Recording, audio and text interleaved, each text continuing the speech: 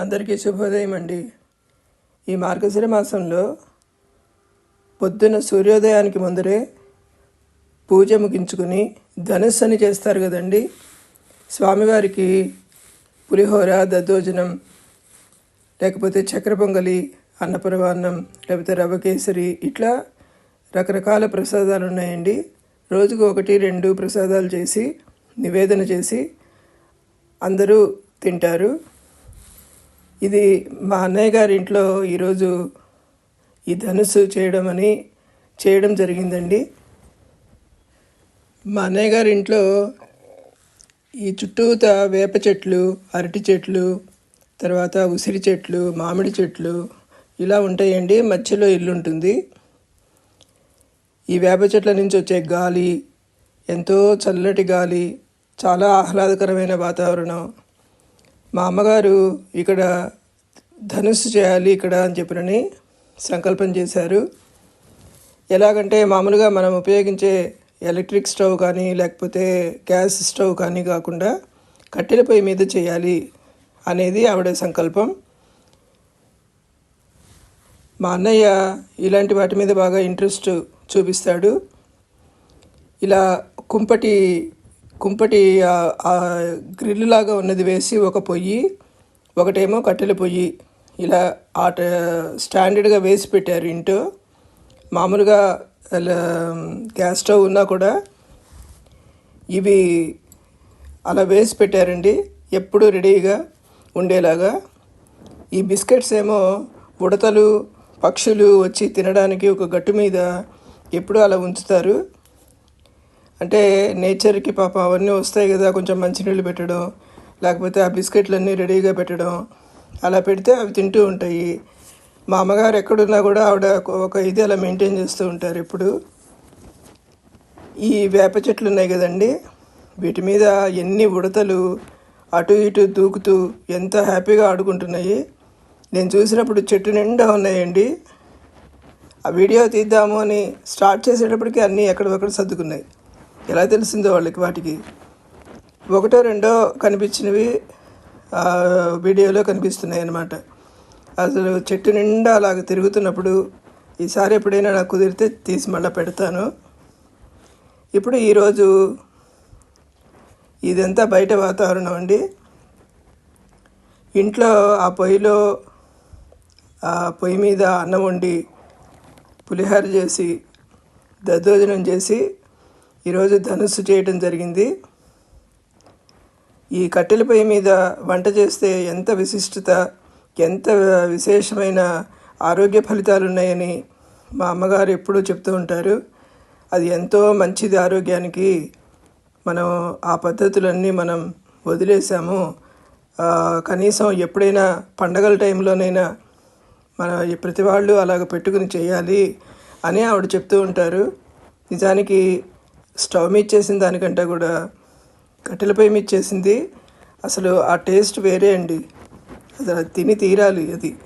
అది మనకి క్లియర్గా తెలిసిపోతుంది అనమాట. ఆ టేస్ట్ అసలు ఎంత డిఫరెంట్గా ఉంటుందో చాలా బాగుంటుందండి. ఎప్పుడైనా అవకాశం ఉంటే ఎప్పుడైనా చేసుకుని తినండి. కరివేపాకు కడిగి పెట్టుకోవడం, తర్వాత ఇలా కట్టెల పొయ్యి మీద అన్నం ఎసరు పెట్టి బియ్యం వేసి అన్నీ చక్కగా గిన్నెలో అన్నం వండారు. తర్వాత పెద్ద బేసిన్లో పులిహోర కలిపారు. తర్వాత అల్లం పచ్చిమిర్చి కూడా రోట్లో నూరారండి.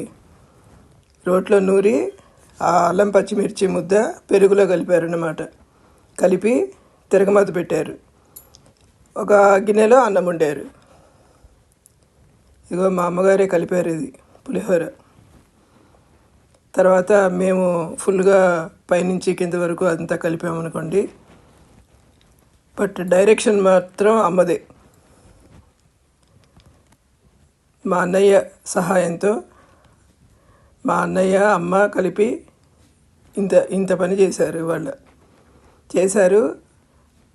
ఎంత టేస్టీగా ఉందంటే అంత బాగుందండి. చివరికి ఒక్క మెతుకు కూడా మిగలలేదు. అంతా డిస్ట్రిబ్యూట్ అయిపోయింది. అలా ఇది పులిహోర చాలా బాగా కుదిరిందండి. తర్వాత రోట్లో చెప్పాను కదా, రోట్లో అల్లం పచ్చిమిర్చి దంచారండి. తర్వాత ఇలా పులిహోర తినడానికి కూడా అరిటాకులు, పక్కనే అరటి చెట్లు ఉన్నాయి కదండి, అరిటాకులు కోసి కడిగి పెట్టారు. నాకైతే అనిపించింది ఎంత ఈజీ వే కదా, తినడం జస్ట్ అలా పారేయడం. ఆ కంచాల్లో గరిటెల్లో మన ప్లేట్లలో పెడితే అవన్నీ కడగడం అదొక పెద్ద పని. ఇట్లా ఈ అల్లం పచ్చిమిర్చి రోట్లో నూరారండి. నూరి ఈ పెరుగులో కలిపారు. అది ఎంత మంచి సువాసన అన్నమాట. అసలు ఇల్లంతా ఆవరించింది అసలు ఆ వాసన. ఇది ఇప్పుడు దీంట్లో తిరగమాత పెట్టి, మా అమ్మగారి ఐడియా, ఒకేసారి కలిపేస్తే అది పులిసిపోయినట్టు అవుతుంది, అందుకని సమానంగా కలిపి ఇంత అన్నంలో ఈ పెరుగు కలపడం ఇవ్వడం. చాలా బాగుందండి. ఈ టిప్ అయితే చాలా నచ్చింది నాకైతే. ఆవిడ ఎక్కడ ఇచ్చి పెరుగు కొంచెం మిగిలిందనుకోండి, ఆ పెరుగు ఒక డబ్బాలో వేసి ఇచ్చేశారు. అది మనం పెరుగు అలాగే తినేయచ్చు అనమాట. అంత బాగుంది అల్లం పచ్చిమిర్చి కలిపిన ఆ పెరుగు.